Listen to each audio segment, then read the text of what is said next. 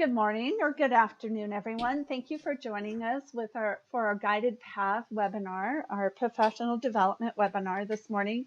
We're so glad to have you. We are so privileged and pleased to be able to have Judy Bass and Rachel Sobel provide information for us about students with learning differences, what every advisor needs to know. This is part 2 in our webinar series on student spotlights with different students and helping and guiding students who have different needs and different special populations. So Judy Bass and Rachel Sobel are going to be our presenters today. And as usual, we will be recording our webinar. So the answer is yes, the webinar is recorded. The slides are available. In fact, I sent them out earlier this morning. If you had a chance to check your email, you may have those available to you.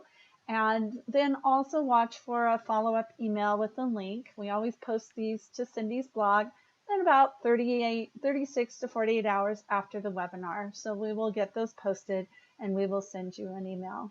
So also, you should have on your screen a GoToMeeting dialog box. There should be a place where you can enter in questions, comments. This is how you'll interact with us and our presenters during this session. They will be presenting for about 40 minutes, and then we will have time at the end for questions. So if you could find your question box, now is a good time for you to just put in some kind of comment. That way you know where the box is and we'll be able to see your comments. With that, I'm going to turn the time over to our presenters. I've known both Judy and Rachel for many years, have heard them present, and just so inspired and know that they are both experts in this field, and we're so privileged to have you both with us. So Judy, I'm going to turn the time over to you and to Rachel. Thank you, Cindy. Welcome, everybody, and thank you for tuning in today. Our goal today is to provide you with some tools to assist you in working with students who learn differently and for whom choosing the right college is the key to a successful experience and outcome. You might think this is true for all students, and while it is to some extent, it has a greater impact for students with learning differences. So as you'll learn today, not all colleges provide the same level of learning support, and it is crucial for you to thoroughly research the colleges in advance to know if they offer what your student needs. We hope that you come away from today's webinar with increased awareness about working with students who have learning differences. And if our talk piques your interest to learn even more, feel free to contact either Rachel or me to find out additional ways to increase your understanding and knowledge. And as Cindy mentioned, Rachel and I will speak for about 40 minutes and then leave some time for questions. And this just gives you an overview of what we will be discussing with you. So preparing for the initial appointment. You should always ask for documentation in advance of your initial appointment so that you have time to digest the material and tailor your approach to the individual needs of the family and in particular the student. An important question for every intake, regardless of whether you suspect a learning difference or not, is has your child ever had any psychoeducational or neuropsychological testing? This will help you know right away if the student was suspected of having any learning differences or if they do have or if they don't, but it gives you a better sense right up front so that you're not caught off guard. What we find happens often is when this question isn't asked, that you start working with a student and you find out somewhere in the middle down the road that, well, what about 504 plans? My son has one, and how does that work? And you might not have taken the same approach had you known that ahead of time. So that's a very important piece, including even if a parent says, yes, he was diagnosed with ADHD in 2nd grade, but it hasn't affected his learning in any way. He doesn't use any accommodations. This is still a student with ADHD, and that needs to be considered when working with that student. Often, especially with bright students with ADHD, there aren't any symptoms until high school. As the workload increases, The student begins to feel overwhelmed, and since he never had to put effort into his work before, when everything came easy to him, he doesn't know how to do so now. So even if the parent says, well, yeah, when he was young, but it's not really an issue, it's still something that you need to consider. And then when you meet with the student, you should ask specific questions about learning. It's very telling when a student says she doesn't like to read. This is almost always a red flag. You might probe further with questions such as, do you like listening to books? Do you like when others read to you? Do you learn better listening to a documentary on TV or YouTube better than you do in the classroom? Do you hand in your homework on time? How do you do on tests compared to classwork and homework? Many students with learning differences do well on assignments and projects and even in-class presentations and in-class discussions, but then do poorly on tests.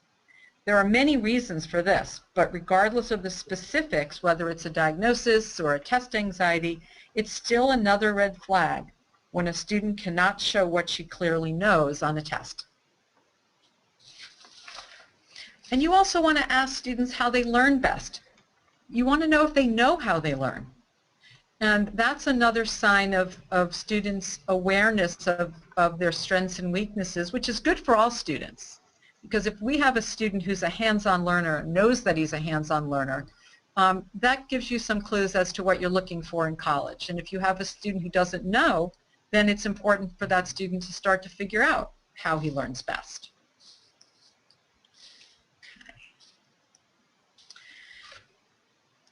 The following are documents that you should request to have at least a week before your initial appointment. This gives you time to read through the report and understand the student you will be meeting. It also allows you to tailor some questions to the student that might not apply to other students. You might see some things in the report that you had questions about that you could ask the parents or the student. And again, it gives you a better understanding of who the student is and what their needs are. Those of you that do a lot of work with students with learning differences might even be able to go a little further than that, and if you're aware of diagnostic criteria and DSM codes and such, you can give parents information such as what's missing from the report or not having a specific code. So those of you that have a little more knowledge can take that even further and guide the parents to make sure their report is ready for college. What Rachel and I do is we make sure when we read that report, but by the time we're finished working with that student, the report is ready for college. It has a list of accommodations for college. It has all that the colleges need so that there is no problem when the student gets there. Most of these reports are written for high school, and parents aren't aware that certain things need to be a little different for college. The transcript also gives you a lot of data. If you see uneven grades in the same subject, or consistent grades in all subjects except for math or foreign language, these are clues of a student with disparate strengths and weaknesses. You might also see excellent grades first quarter, poor grades second and third, and then an upsurge in grades fourth quarter. This is another red flag that could be lack of organization, motivation, or even seasonal affective disorder, which is common in students prone to depression. And a lot of people don't think about that until they start seeing that pattern repeat itself every year. A writing sample is very important. It gives us a lot of information. It can help us determine the student's spelling, handwriting, their organization of thought, and their written expression. It's also good to have on hand when you begin working with students on essays, because it lets you know how to approach the writing process with that student. If it's a student who struggles to write, you might approach the process differently and do a lot more brainstorming or maybe do some scribing for the student than a student who's a very good writer and can do more independent work. And then the PSAT and the plan. These scores should be fairly consistent with most students. However, students with large discrepancies such as a 500 critical reading and a 350 math, or even a 700 critical reading and a 550 math, are strong evidence of a learning disability. It's not typical for the scores to be that far apart. I once had a student with an 800 math and a 650 critical reading, which on the surface seemed like nothing to complain about.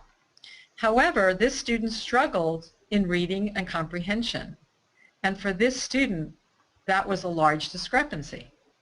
These are students often called twice exceptional, or GTLD. Their weaknesses are relative weaknesses to what they should be capable of doing given their intelligence. And this is just as important to address as the student with a 500 critical reading and 350 math.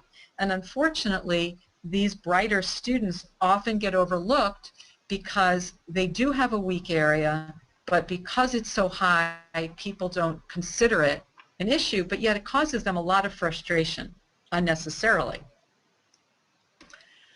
So in planning for college, there are certain things that we feel are really important up front that are different than working with neurotypical students.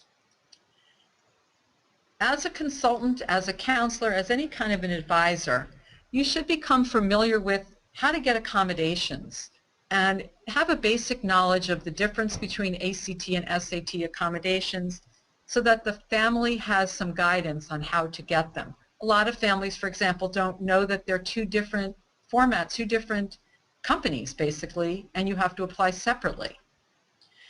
Offer guidance on high school courses in terms of balance of challenge and workload so that students understand, yes, they should challenge themselves, but they should challenge themselves to the best of their ability, not anyone else's. So what we try to do is tell them not to worry about how many AP courses their friends are taking. We want them to move themselves up gradually throughout the 4 years and challenge themselves. So if they've never had an honors course, then try one in 10th grade and maybe two, and maybe one AP in 11th grade, or maybe just one AP in 12th grade. So giving them sort of that permission to not push themselves beyond what they should be doing. And then if foreign language is an issue, if there are processing issues or reading or language problems, make sure that the family has this included in the neuropsych report, because there are some exceptions at the college level to not take a foreign language. So if you do not take a foreign language in high school and a college requires it, there are many colleges that will exempt you from that requirement if it's written in your report. And very important is to identify the disability support before providing the college list. We hear from many families who call us and say, we've got our list of colleges, can you please work with us and tell us which ones have the best support? And I often have to say, I'll do that as long as you're willing to accept that I might say none of them. And that's the unfortunate part. It is much better for you as the advisor to weave through these and make sure that every college on the list has the support the student needs before even giving them the list. It's also important to let families know that they also need to do that research before applying. So once you've given them the list, it's very important for them to visit the college and visit the Learning Support Center on their visit. It's very important to make sure it's a good match, that the student likes the people there, that the student feels comfortable, and that the Learning Center is in a good location. It's not at the edge of campus where no one is going to go. There are a lot of factors, but visiting is very important. And assess the student's maturity. Is this student really ready for college? And if not, consider some gap year or other post-secondary options. And again, with students like this, we try to be very sensitive to their self-esteem, because they're fragile in many cases as far as self-esteem, and they compare themselves to friends. So we don't want to have a plan B necessarily. we like to present all the options at the same time. So we like to say, you know what, if you're not ready for college, here are some other options to consider. And if you are ready, we don't have to worry about them. But let's talk about them all now so that the student knows what all the options are. And then lastly, families need to understand the differences between high school and college. Accommodations and services are very different. And Rachel is going to discuss that with you now. Hi, everybody. You'll notice on this slide that you're looking at, the left side of the slide looks very different than the right side. When kids are in high school, among the differences that we talk about frequently with families is language. As Judy mentioned, we're very sensitive to high school students' self-esteem, so we'll frequently refer to students as having a learning difference, a learning difficulty. Unfortunately, in college, in order to access supports, kids must be identified with a learning disability. And the reason for that is governed by how those accommodations are granted. In high school, kids are entitled to appropriate education through the IDEA Act, which is what launches them into an IEP. When kids get to college, that IEP does not necessarily follow them. Most colleges only will grant accommodations based on the psychoed eval or the neuropsych eval. In high school, they're really looking at the IEP to determine what supports and what accommodations the student is entitled to. And you'll see in college, the ADA Act, the Americans with Disabilities Act, is what governs access to education, which is why colleges can say no to students. A student can present themselves needing a certain accommodation, and the college can say no, whereas in high school, they don't have that option.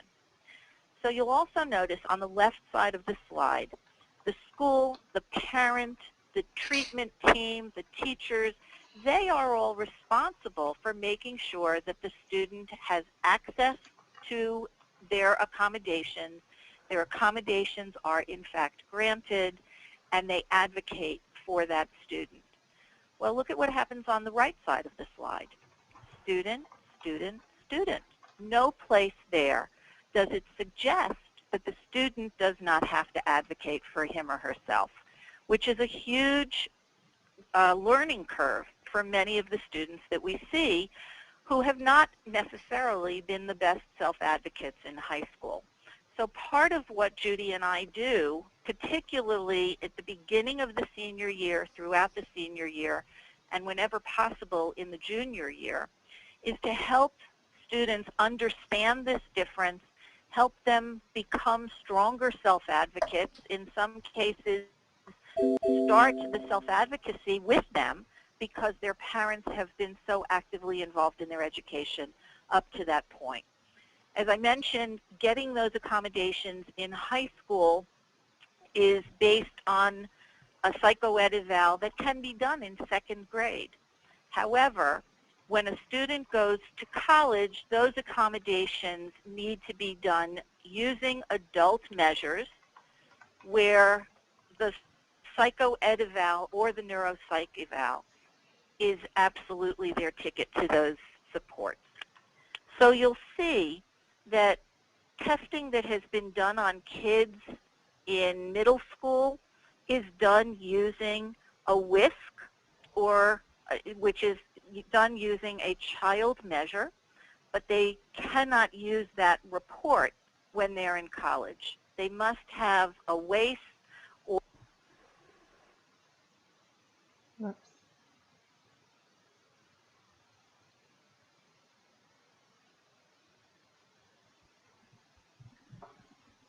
Okay.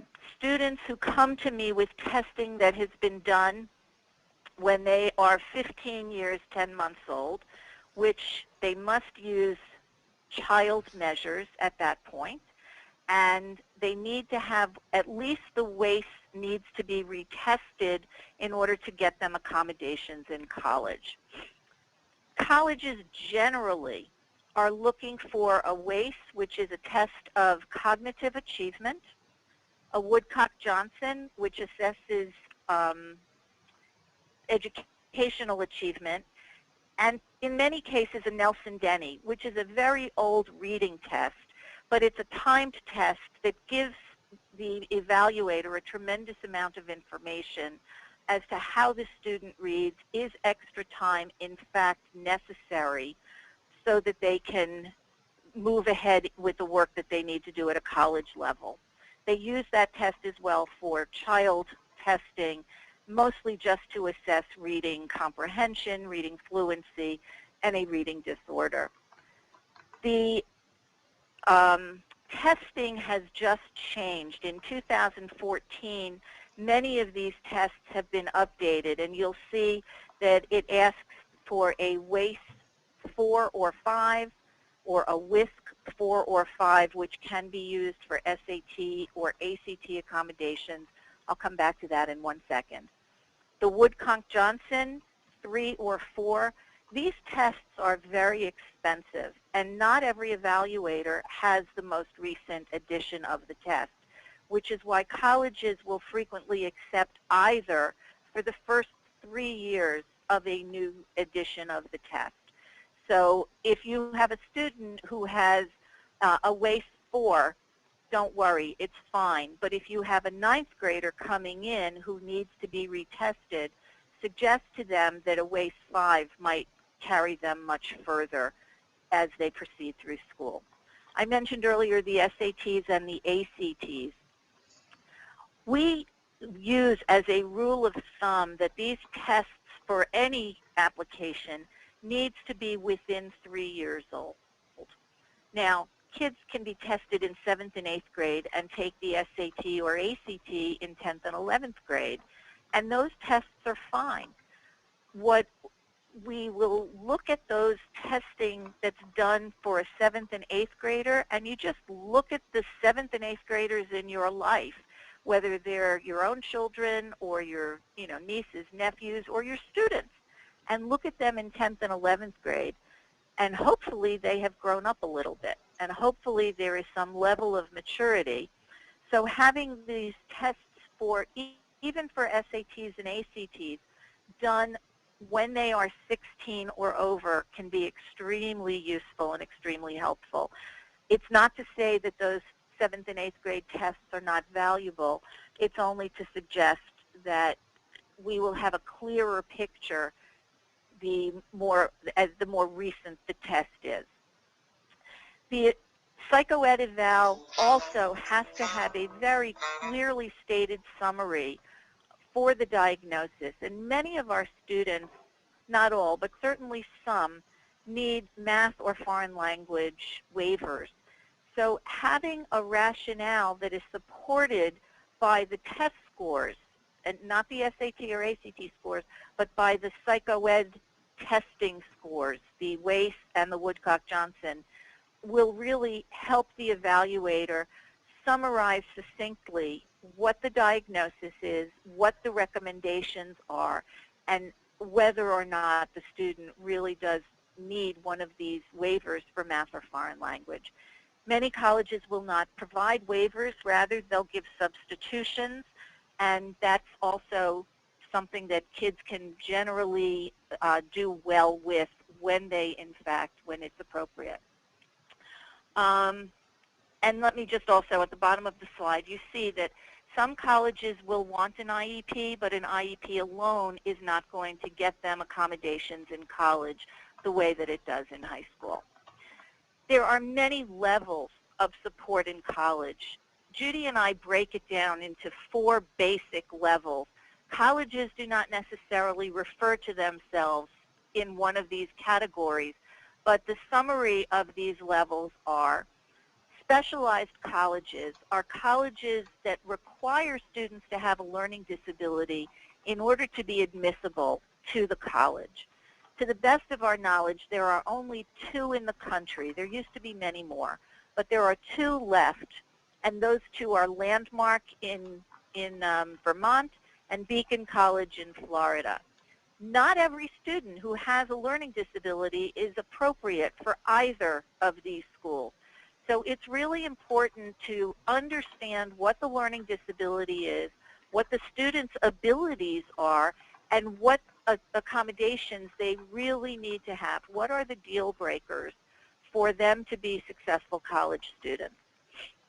Comprehensive programs, I've given you two examples here, Lynn and Curry, are colleges that accept neurotypical students but have a standalone program for kids with learning disabilities. There is an extra cost to accessing those services. The range, as you can see, is $5,000 to $12,000 a year, and it's important to tell families that that money is not covered by financial aid.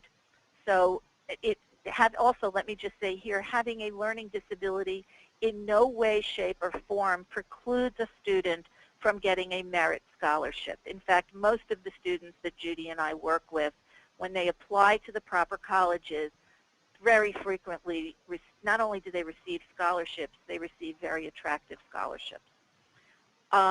There is a separate application that is required for these standalone programs within a university. Some colleges want those applications to be done simultaneously with the regular college application. Some colleges don't want to see the application until the student has accepted them. So this is something that is also important for you to know. You can access this information one of two ways. Go to the college website. In the search area, type in support services for students with learning disabilities, and it will usually take you to the disability service page, and you can read through there to see when they want those applications. What I often do, because we all of course believe everything we read on the internet, right? I call the school and speak with the disability office people directly. Judy does the same thing, because we have learned the hard way, unfortunately, that obviously what is written on the internet is not always accurate. So we want to advise our families appropriately, pick up the phone.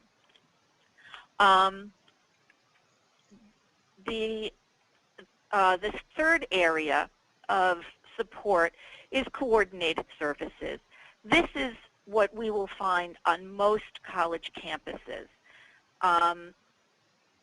And you can see the two examples I've given you here are a small private college and a rather large state school, but both of them have the same level of support. Students, however, who require this level of support really need to be able to articulate what their needs are. How do they learn best? What are the accommodations that they absolutely need, and why? And being able to explain that to a disability support officer is really, really advantageous. And again, this is something that we do when we start working with the students as early as 11th grade, positively in 12th grade, and we actually set them up to be able to go have that conversation when they are going to the college of their choice. The students must utilize the support. Many times there will be students who are on a waiting list for these services. And what will happen, it doesn't mean that they don't get the services, it just means that they may need to wait until later into the semester. There's always a crush at the beginning of the semester in the disability office on college campuses. So we want our students, all of us, to not get caught in that crush. So we try to set them up to have a contact with somebody at their college prior to school beginning, so that when they get there in the fall, they can hit the ground running. They're going to know who their support person is, and they're going to know how to access accommodations. The fourth area are the colleges that provide administratively staffed disability offices. And frequently, these offices are now found in the Department of Student Affairs. In some cases, there will be a separate disability office, but it's done with the Student Affairs. I'm I'm so sorry. Students here have to be extremely strong self-advocates, because what happens in these settings, the disability officer will give the student a piece of paper that they are to take to their professors. They can choose which professors. It's not across the board, but the letter simply states this student is registered with our office and is entitled to the following accommodations. In no place does it say what the diagnosis is, and in no place does it say why the student needs accommodations.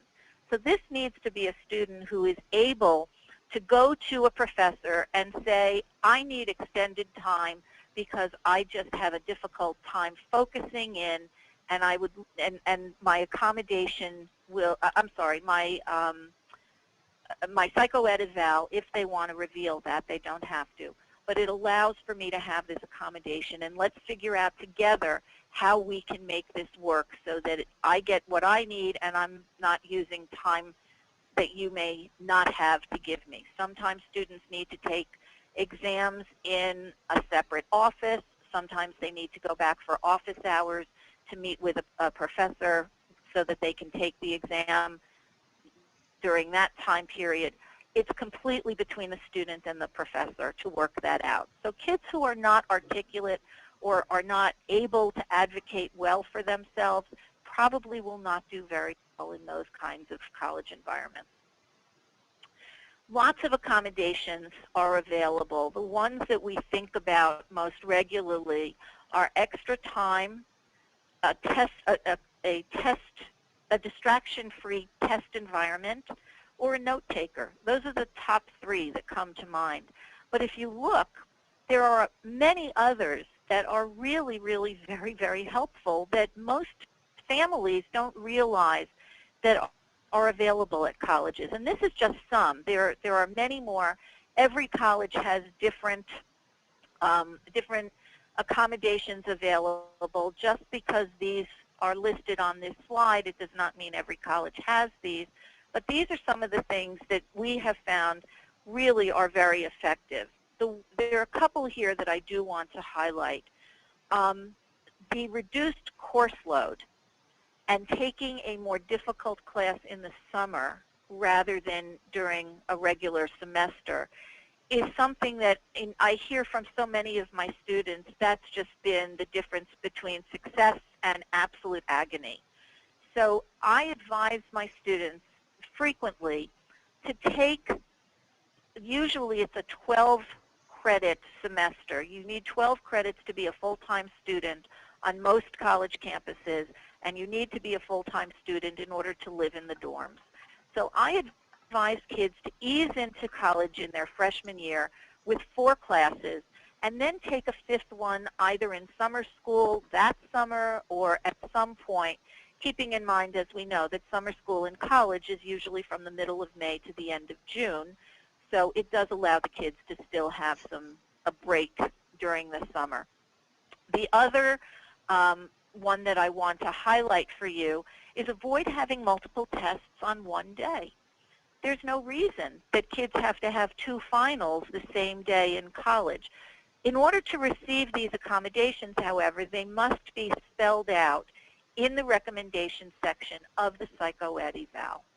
So as Judy mentioned before, many times we will consult with the evaluator before the report is finalized, because the accommodations needed in high school do differ sometimes from those that are needed in college. And this is a terrific example of that. Sometimes we don't even realize that kids can take can take only 1 test a day in college, that can even be offered to them. Because rarely in high school are kids who have this as an accommodation required to take 2 tests in 1 day. Oftentimes we have kids who do, but as an accommodation, it really, really is beneficial, and we need to be able to advise our students accordingly.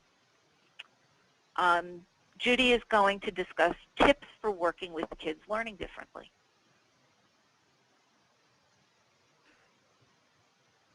Okay, thanks, Rachel. a few tips for working with our students that probably most of you intuitively know, but we like to mention because it really, really makes a difference. Some of the students that we work with have been hearing so much negative for 11 years of schooling. We try to be very positive and encouraging because they need to know that we, as their advisors, are on their side, that we believe in them, and that we really know that they have a future.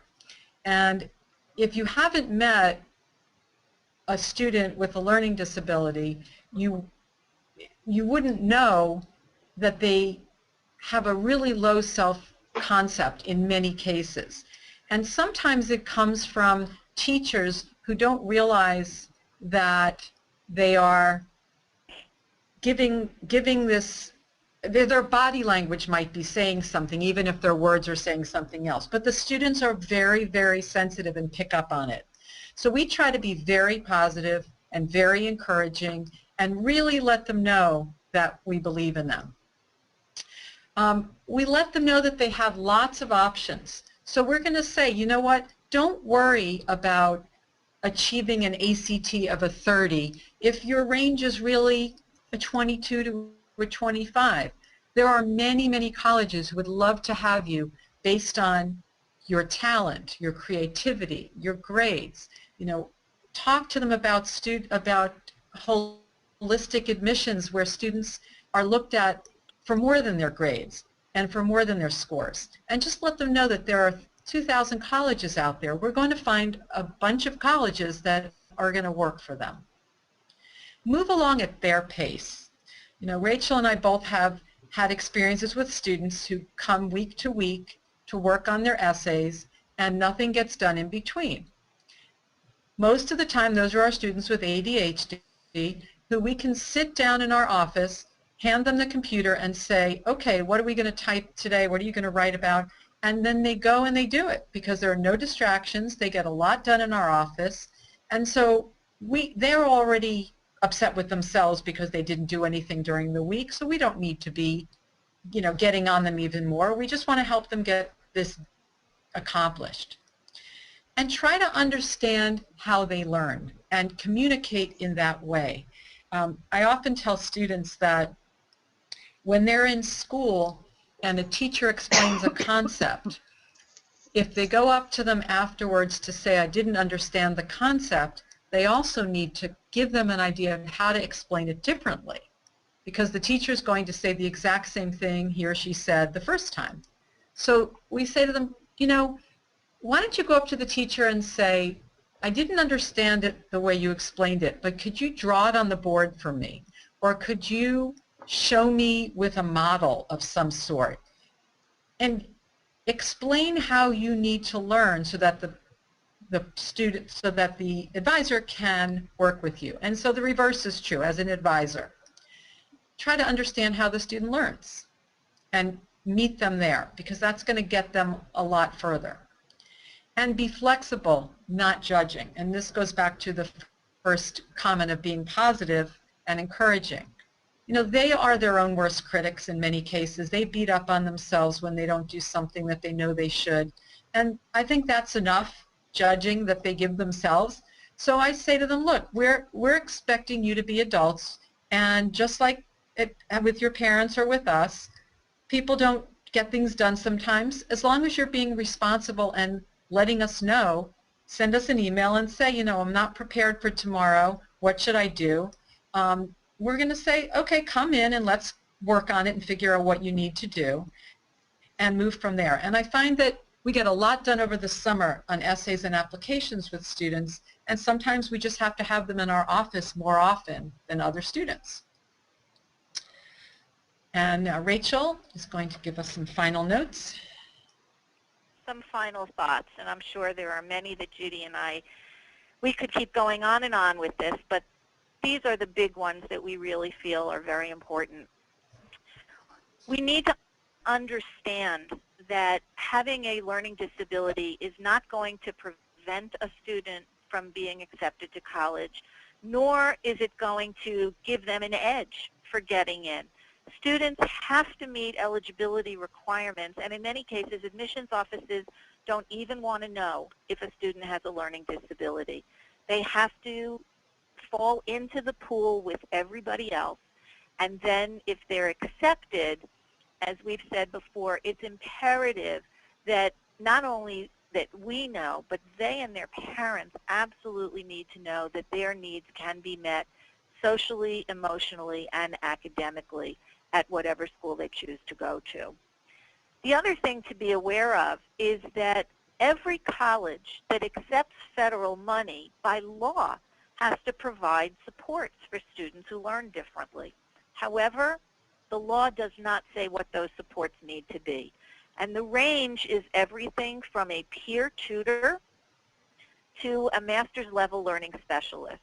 Our job as advisors to kids who learn differently and are making suggestions for college is to know who does what, where, and well.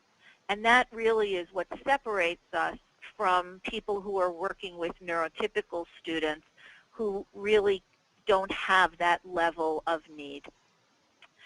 Students with learning disabilities, ADHD, or kids who are on the autism spectrum have to consider the social and the organizational pieces of their lives as well as the academic fit before they choose a college. So the college may have the absolute best learning support program, but it's a school where they're socially not going to fit in.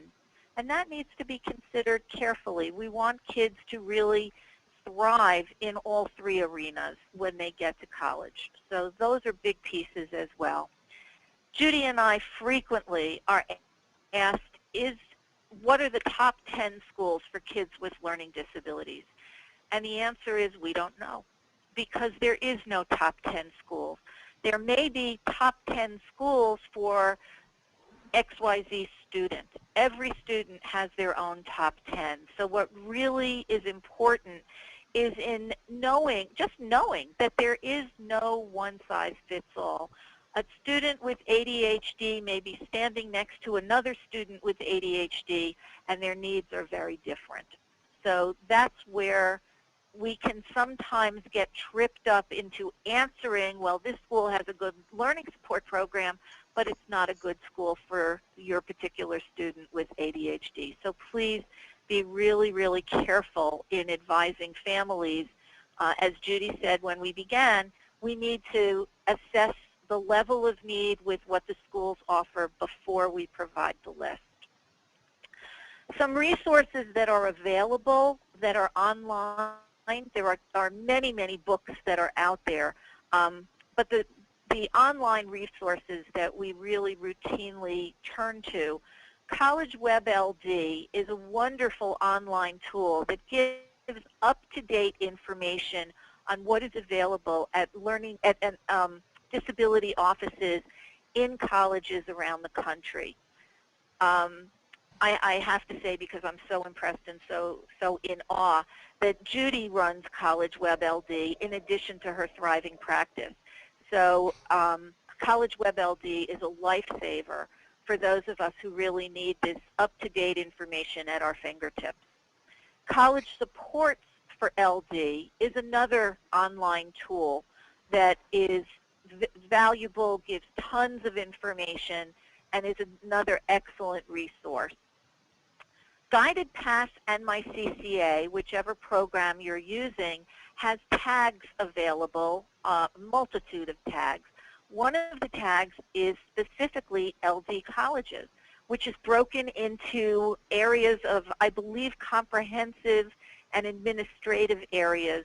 But that's, again, a wonderful way of beginning to start understanding who does what, where, and well. And the last but not least, but certainly in many cases most important, is the individual website that colleges have specific to their disability support services. So as I said before, go to the college homepage and in the search bar, type in supports for students with learning disabilities. it will take you to that page, and then you can read through it. What I often do, I will read through it. I will immediately, upon completion, click on the tab for staff, and I'll pick up the phone, and I will say, you know, here is what I'm reading that is available in your office. I just want to clarify that I'm not missing anything, or that I'm not expecting something that might not be there. So in addition, as I mentioned, there are many books.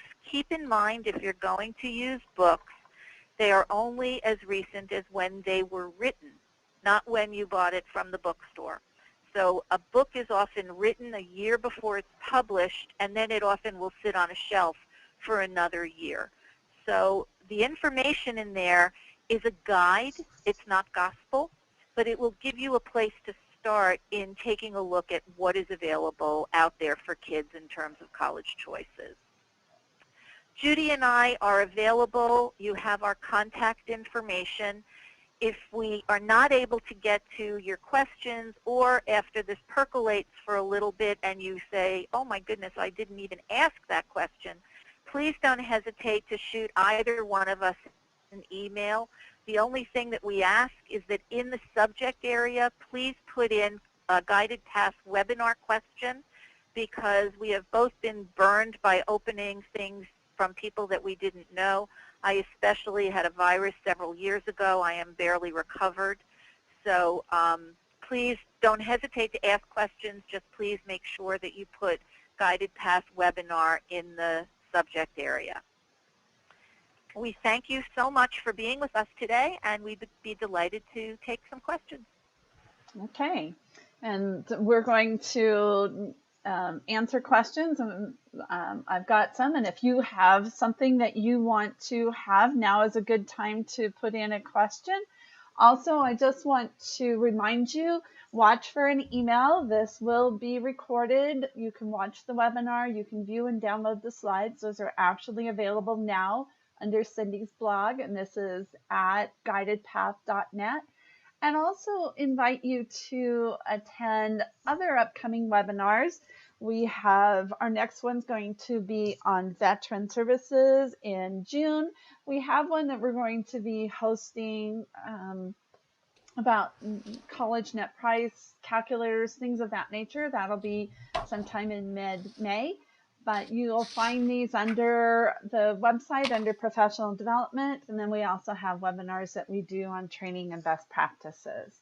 So check out the website and join us for other webinars as well.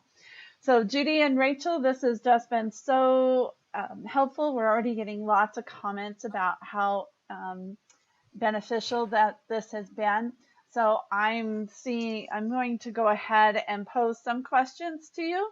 And then if we do not have time, we will try to answer all the questions, even if it's in as a follow-up or FAQ. So, Okay.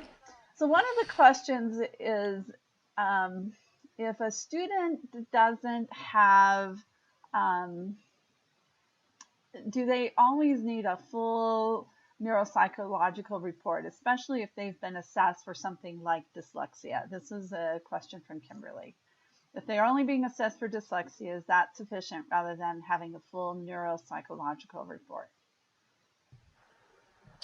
Well, I can say, and Rachel, maybe you can add a little bit, the only way to know if there's dyslexia is to do a full report, because you have to compare the psychological and the educational pieces and how one impacts the other.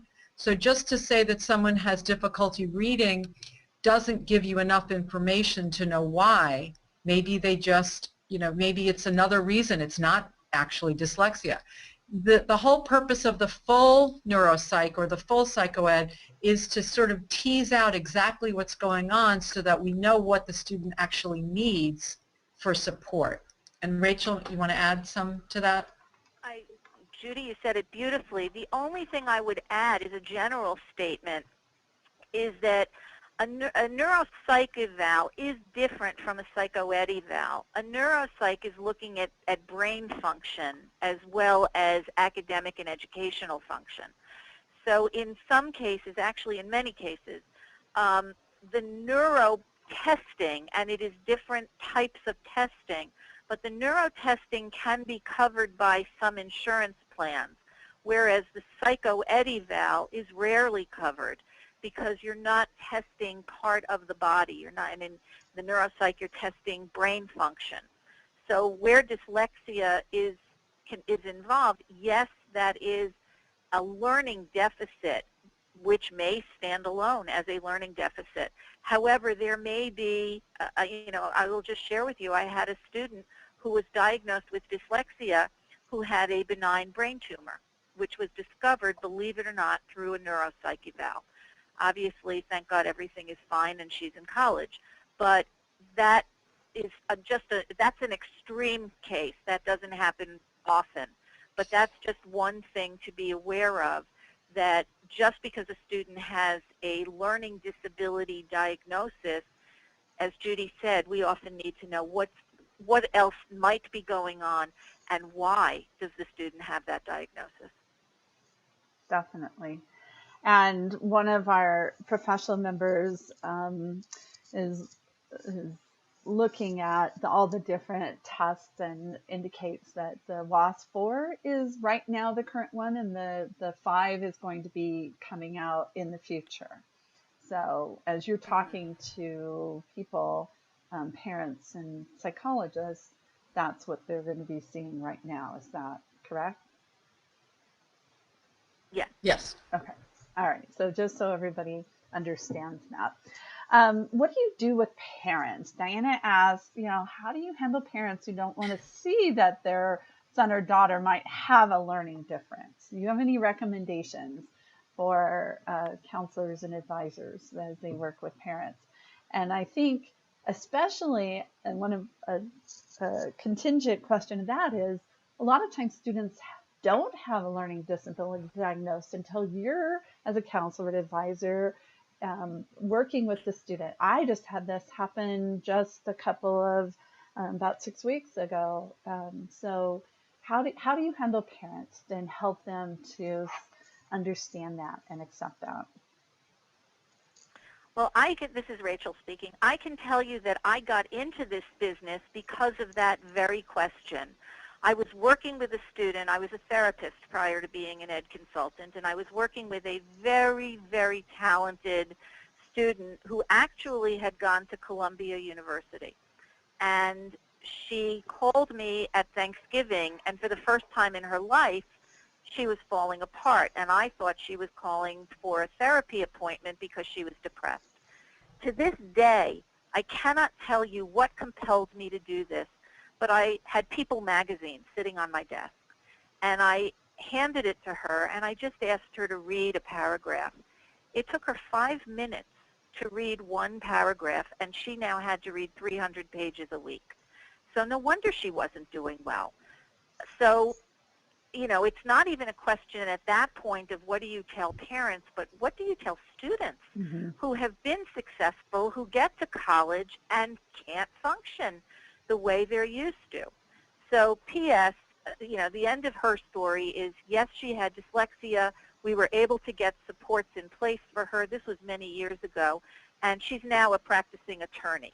So finding the accommodations is, in so many cases, just, life-changing. And if we can be a part of that, it's just amazingly great. It's very gratifying. But in some cases, working with parents who really don't see their kids that way, one of the things that both Judy and I do is, yes, of course we care about where kids can get into school, but we are much, much more focused on where they can stay in school. And parents are frequently able to hear that, so that they want their kids to be happy and be successful. So as Judy said, we're not judgmental, and we're not being negative. We're being real and honest and forward-thinking.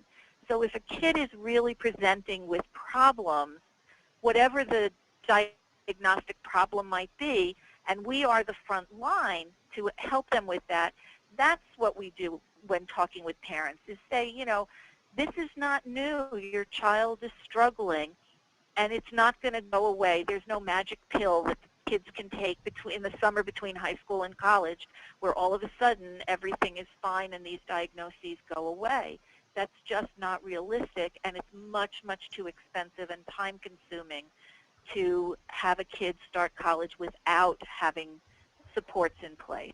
And we ease parents into that in the same way that we ease kids into being able to self-advocate. Judy, anything you want to suggest or add? No, I think that's great. That's a great response. Okay. So if a student, and Cindy asked this question, if a student is due for the 3-year eval in September of their first year in college, should they be proactive and ask for that retesting be done during their senior year so that they have it prior to college? And will all students have to be retested at some point in college?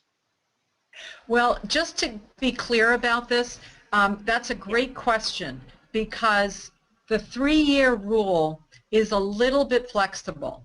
In some colleges, if you're on the cusp, let's say your testing is 3.5 years old in June when you've just accepted at that college, what we recommend is before you go ahead and get the testing, send that college that you're going to, send them the report and say, it is a little beyond 3 years, but would you accept this? Once they say yes, you don't need to have testing done again throughout college. It's good for all your years of college. So if you're at 5 years, yes, you probably should get the testing done if you can get it done senior year. Some school systems are going to tell you we don't test for college and we will just give you the accommodation, so be prepared for that. Other school systems are great about doing testing. So it's not a hard and fast rule. So one thing, if you are on the cusp, give it some time and wait till you've chosen your college and then ask first so you can save the, having to spend the money on the testing if you have to go private. Definitely. So one last question, and then we're going to close our webinar for today. And again, thank you to everyone who attended the session. And be looking for your email. If you don't get the email, it might be because we weren't able to send it to you through our subscription system. So just email me and I will make sure you get it. So the last question has to do with students with emotional disabilities. So Bridget says, what about students who have been diagnosed as emotionally disturbed, maybe earlier, in middle school or elementary? In high school, we often give these students extra time. But in your experience, do these students also meet the criteria via psychoevaluation, etc., necessary for college accommodations? So if it's not a learning disability, but it's an emotional, does that still fit the criteria? If it's an emotional disability, then the kids need to be followed in the counseling center at the college, not in the disability office at college. So an emotional disability is not a learning disability. It certainly impacts learning, but it's not a question of needing accommodations such as extended time because you've got ADHD or a processing disorder. You may need extended time because you're emotionally dysregulated and you need time to settle yourself down. But those accommodations are granted through the counseling office and not the disability office. Many students have both. Many students will have high anxiety and ADHD. So the accommodation may be the same. It may be granted for one of two reasons, but in a situation like that, what's really important is that the kid gets the accommodation. So one way or another, that type of student will receive the accommodation that they need. But a student who just has been through an emotional support program, elementary, middle, high school, at any point along that continuum, a kid who has a history of emotional outbursts or withdrawal, that's very different than a kid who has an auditory processing disorder, for instance. And I'd like to add just one last... Yeah, go ahead, Judy. Go ahead. Oh, I was just going to say that when we have a student who has emotional issues and they're working with a therapist at home, We always recommend finding a therapist at the college, in the town of the college, meeting with that person as a family before the student goes, just to have that person available in case the student needs more than the counseling office can provide. Absolutely. And what I was going to add was that to receive accommodations for emotional support, that is not a psychoed eval or a neuropsych eval, but rather a psychiatric eval that needs to be written either by the psychiatrist or the treating therapist, whoever the student is working with at home. And yeah, and I totally agree with Judy, and I have the same practice, that we do connect people to other therapists in their community who is willing to work with their therapist who is at home, because there's history there that needs to be continued. And again, the goal is to keep the student stable, happy, and that idea of academic, social, and emotional support intact. There is so much. And this is why we, as counselors in schools, in programs, and in, with our own practices, we have situations, and we all run into students and have different needs and differences in their learning, or we're helping to identify them. It's nice to know that we have specialists that we can refer them to, like you, Judy, and like Rachel, and they're throughout the whole country, and you can often find them. Where would you recommend that people go to find someone that can assist with counseling a student with a learning difference? Those of you who are members of IECA, the mentoring program is excellent. It's a great place to start.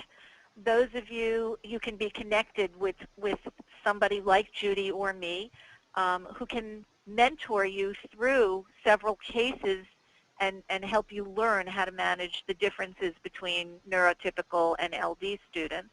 Those of you who are not members of IECA, I would suggest partnering, talk with psychologists in your area and see who they refer to for ed consulting, and partner with somebody in your community, because having a little LD is like being a little bit pregnant.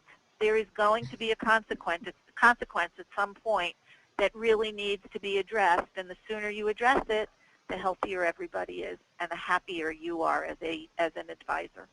Absolutely. Absolutely. Well, thank you, Judy. Thank you, Rachel. This has just been so beneficial. And thank you, everyone, for joining us today. And we look forward to having you on our next webinars that'll be offered in May and June. So be watching for announcements. Everybody have a great rest of your week. And hopefully we'll see you all at the upcoming conferences at the IECA or the HECA conference and many of people are going to be going to the ACAC conferences. I am not going to be at the IECA conference due to the graduation to my niece, and I wrote a blog about that and why it's so important, and a special legacy that the College William Woods has made a difference in our lives, in my life, and in my niece's life. So if you care to read that, that's on my blog right now for this week. And everyone have a great day. Rachel, Judy, thank you very much. This does conclude our webinar for this morning. Thank you.